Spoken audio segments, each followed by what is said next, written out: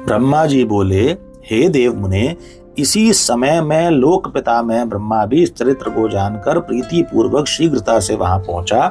मैंने पूर्व की भांति दक्ष प्रजापति को धैर्य धारण कराया, जिससे वे प्रसन्न हो आपसे पूर्ववत स्नेह करने लगे। हे मुनिवर्य, मैं देवताओं के प्रिय अपने पुत्र आपको प्रेम पूर्वक बहुत धीरज देकर अपने साथ लेकर आश्रम को लौट आया।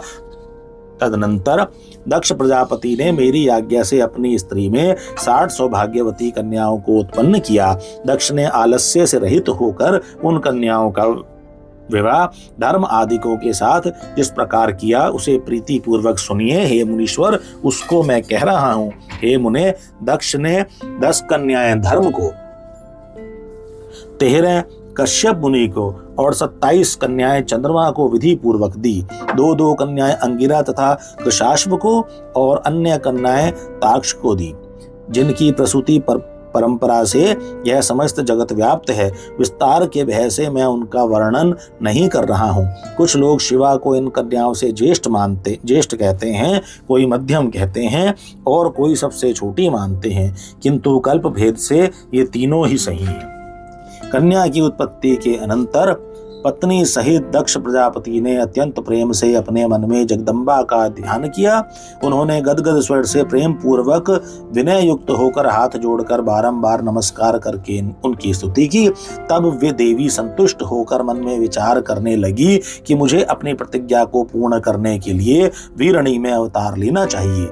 इसके बाद उन जगदम्बा ने दक्ष के मन में निवास किया।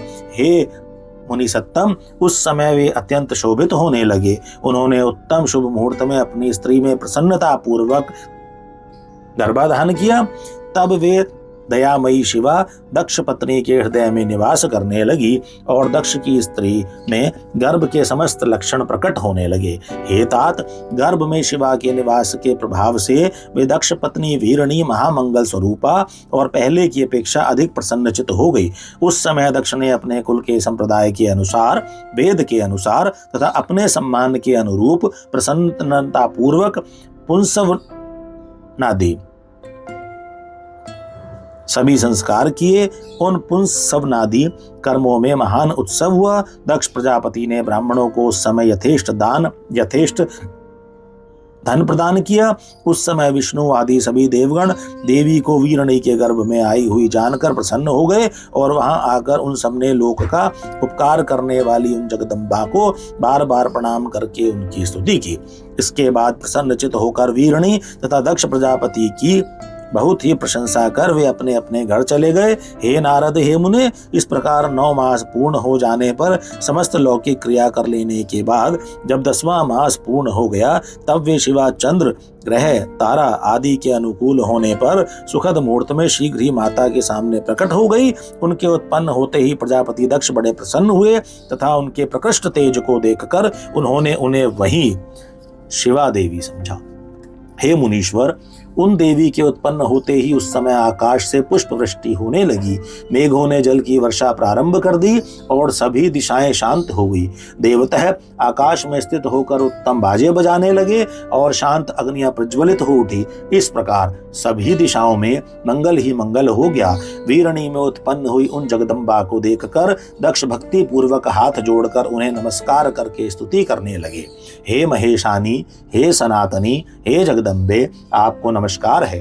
हे सत्य स्वरूपिणी, हे माँ देवी, मेरे ऊपर दया करें। वेद के ज्ञाता जिन्हें शिवा, शांता, महामाया, योग निद्रा तथा जगन्मयी कहते हैं, उन आप हितकारिणी देवी को मैं नमस्कार करता हूँ, जिन्होंने पूर्व काल में ब्रह्मा जी को उत्पन्न कर इस जगत की सृष्टि के कार्य में नियुक्त किया है। उन परम जगत माता आप महेश्वरी को मैं नमस्कार करता हूँ, जिन्होंने सदा संसार के पालन के लिए विष्णु को नियुक्त किया है।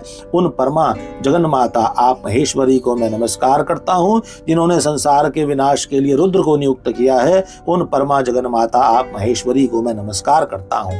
सत्व रज तम रूपों वाली, सर्वदा समस्त कार्यों को साधने वाली तथा तीनों देवताओं को उत्पन्न करने वाली उन आप शिवा देवी को मैं नमस्कार करता हूँ। हे देवी, जो आपको विद्या अविद्या इन दोनों रूपों से स्मरण करता है, उसके हाथ में भोग तथा मोक्ष दोनों ही स्थित हो जाते हैं। हे देवी, जो परम पावनी शिवा स्वरूपा आपका प्रत्यक्ष दर्शन करता है, उसे विद्या तथा अविद्या को प्रकाशित करने वाली मुक्ति अपने आप मिल जाती है। हे जगदम्बे, जो अंबिका, जगन्मयी एवं दुर्गा इन नामों से आप भवानी का स्तवन करते हैं, उनके सभी मनोरथ पूर्ण हो जाते हैं। ब्रह्मा बोले, जब इस प्रकार जगन माता शिवा की स्तुति दक्ष प्रजापति ने की, तब वे दक्ष से इस प्रकार से कहने लगी, जिससे कि माता वीरणी न सुन सके। नाना प्रकार के रूपों को धारण करने वाली उन परमेश्वरी शिवा ने सबको मोहित करके इस प्रकार सत्य कहा कि उसे केवल दक्ष ही सुन सके, अन्य कोई नहीं।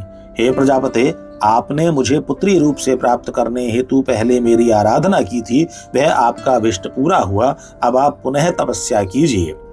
ब्रह्मा जी बोले, इस प्रकार दक्ष से कहकर वे देवी अपनी माया से शिशु का रूप धारण कर माता के पास रोने लगी। उस रोदन को सुनकर और उसे स्त्री का शब्द जानकर स्त्रियां तथा समस्त दासियां भी आश्चर्यचकित हो प्रीतिपूर्वक वहां गई। असीवनी की सुता के रूप को देखकर सभी स्त्रियां परम प्रसन्न हुई। उस समय समस्त नगर वासियों ने भी जय जयकार किया। नगर में गाने बजाने के साथ महान उत्सव होने लगा। पुत्री का सुंदर मुख देखकर असीवनी तथा दक्ष परम प्रसन्न हुए। दक्ष प्रजापति ने विधि पूर्वक वेद विहित कुलाचार किया और ब्राह्मणों को दान दिया तथा अन्य लोगों को भी बहुत सा धन दिया। वहां सभी ओर मंगलाचार पूर्वक गायन तथा नृत्य होने लगा और अनेक प्रकार के बाजे बजने लगे। शिवा के जन्म के समय विष्णु आदि सभी देवगण अपने अपने अनुचरों तथा मुनियों के साथ आकर यथाविधि अनेक उत्सव करने लगे। दक्ष कन्या के रूप में अवतरित हुई उन परमेश्वरी जगदम्बा को देखकर देवताओं ने विनय पूर्वक उन्हें प्रणाम किया और अनेक प्रकार के उत्तम स्तोत्रों द्वारा उनकी स्तुति की है। सभी देवता प्रसन्न होकर जय जयकार करने लगे और दक्ष तथा वीरणी की विशेष रूप से प्रशंसा करने लगे। दक्ष ने प्रसन्न होकर विष्णु आदि देवताओं की आज्ञा से सभी गुणों से संपन्न होने के कारण उस प्रशस्त अंबिका का उमा यह नाम रखा। उसके बाद लोक में उनके अन्य नाम भी पड़े, जो मंगल करने वाले तथा लोगों के दुख दूर करने वाले थे। उस समय दक्ष प्रजापति ने हाथ जोड़कर विष्णु, मुझ ब्रह्मा, संपूर्ण मुनियों तथा देवताओं की स्तुति करके भक्ति पूर्वक सभी लोगों का पूजन किया। तदनंतर विष्णु आदि सभी देवगण दक्ष की प्रशंसा करके शिवा तथा शिव का स्मरण करते हुए अपने अपने स्थानों को चले गए। उसके बाद माता ने भी यथोचित रूप से उस कन्या का संस्कार कर बालकों की स्तनपान विधि से उसे अपना दूध पिलाया। महात्मा प्रजापति दक्ष तथा वीरणी ने बड़ी सावधानी के साथ उस कन्या का लालन पालन किया, जिससे वह शुक्ल पक्ष के चंद्रमा की कला के समान प्रतिदिन बढ़ने लगी।